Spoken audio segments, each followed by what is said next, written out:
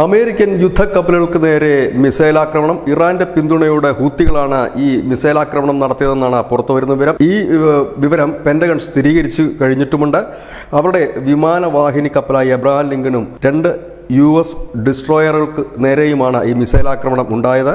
ചെങ്കടലിനെ ഗൾഫുമായി ബന്ധിപ്പിക്കുന്ന ബാബൽ മന്ദേബ് എന്ന് പറയുന്ന കടലിലൂടെ യമൻ തീരത്തേക്ക് പോവുകയായിരുന്ന ഈ പടക്കപ്പലുകൾക്ക് നേർക്കാണ് മിസൈൽ ആക്രമണം നടന്നിരിക്കുന്നത്. ഇതിനെ തടയാൻ കഴിഞ്ഞതായിട്ടാണ് അമേരിക്കൻ സേന പറയുന്നത്. കഴിഞ്ഞ 2 ദിവസമായിട്ട് യമനിലുള്ള ഹൂത്തി താവളങ്ങളിലൊക്കെ അമേരിക്ക വ്യാപകമായ രീതിയിൽ തന്നെ ആക്രമണം നടത്തുന്നുണ്ട്. ഒരുപക്ഷെ അതിൻ്റെ തിരിച്ചടിയായിട്ടാകണം ഈ യുദ്ധക്കപ്പലുകളെ ആക്രമിച്ചിരിക്കുന്നത്.